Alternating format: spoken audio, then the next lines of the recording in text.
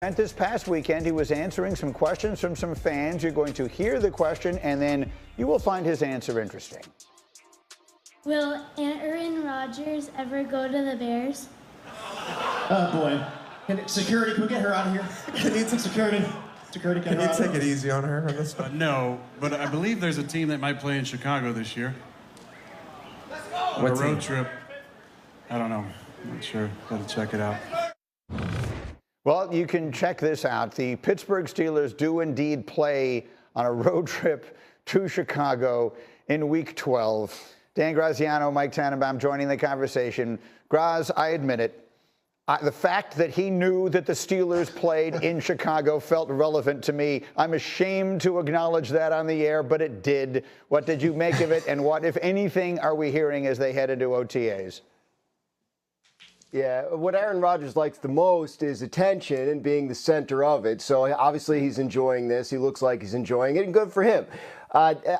What to make of it is that he's seriously considered joining the Pittsburgh Steelers, which we already knew. But if he's seriously considering joining them, sure, he knows where they go for their road trips this year. He could probably tell you the rest of their road schedule as well. But in terms of are we hearing anything new, no. As of yesterday, when I was checking on this, no. People I'm talking to still don't know whether Aaron Rodgers will ultimately show up. The Steelers start their OTA practices tomorrow, and they have a mandatory minicamp in June 10th, I believe 10th, 11th, and 12th. So those are key dates to watch. It's not necessarily a deadline. Steelers still have not given Aaron Rodgers one of those, but if you're looking for, tentpole calendar events, those are two that are coming up that could potentially offer at least an opportunity to maybe ask somebody where things stand.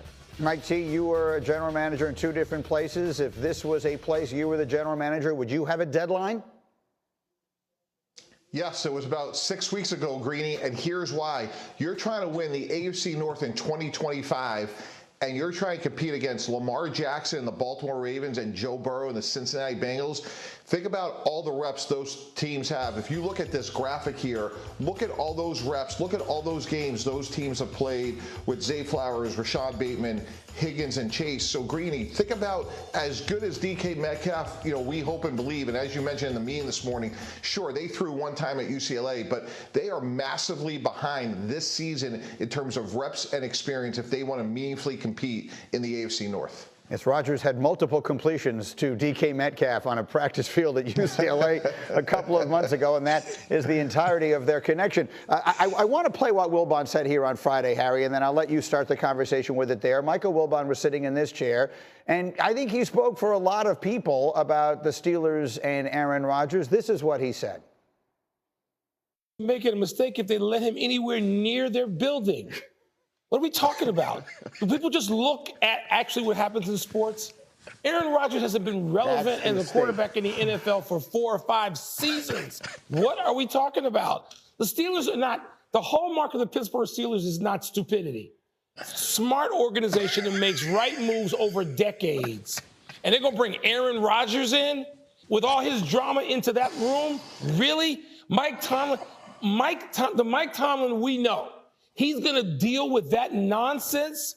What? For a guy who can't play. I'm not talking, yes, he will wear a gold jacket. He's earned it. He's not wearing it now. He's not going to play in a gold jacket.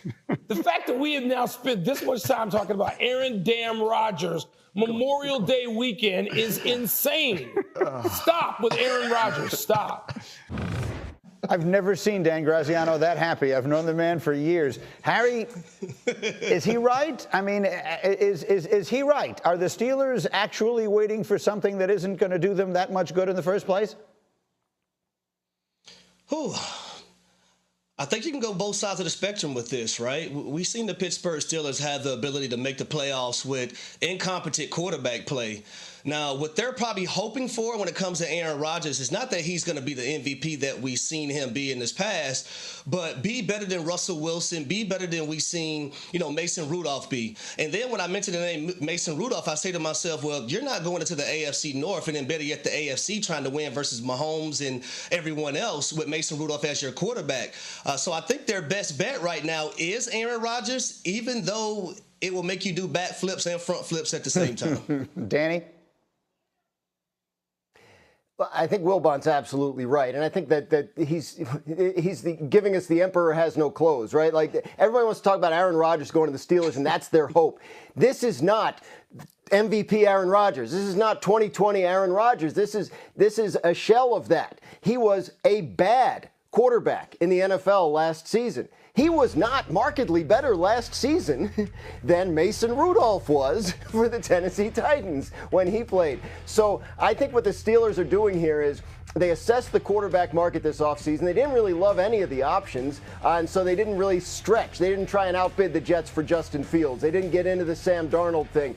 I think Aaron Rodgers is fine if he shows up, and I think the Steelers are probably fine if he doesn't. Would they try and trade for Kirk Cousins, another flawed option at this point in his career? Maybe, but they kind of like Mason Rudolph. He's been in that building. He helped them get to the postseason 2 years ago with the way he played in December, and I just don't think the Steelers are sitting there hanging on Aaron Rodgers' decision as if he says no, we're going to have to fold the franchise and not even play the 2025 season. I just don't think that's how they're looking at it. Mike T, final word.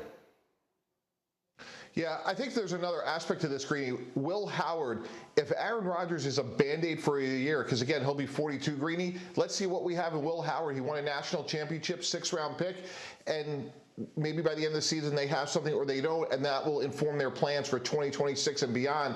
But we all know about Mike Tomlin's legendary streak. I agree with Graz from a standpoint, even as a Band-Aid, it does seem odd to sign somebody so old, so late in the process. If he had signed in March, he was there for the whole offseason, that would make sense. But we'll see how it goes. I do think Will Howard will have a chance to play at some point, though, this season.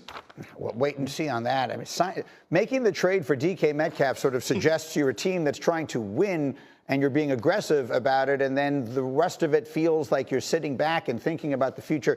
Really.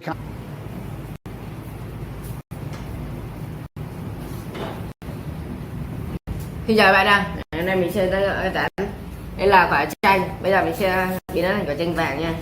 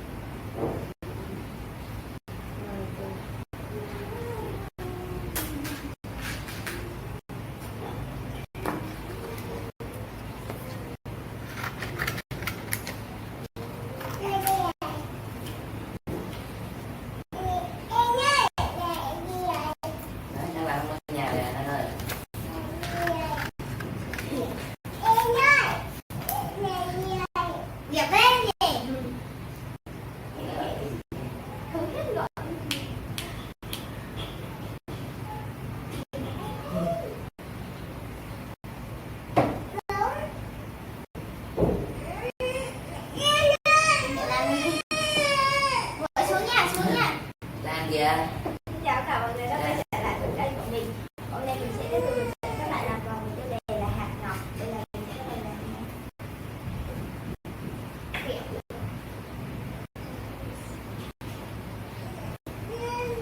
làm đi xuống mốc đi. Bao nhiêu điểm?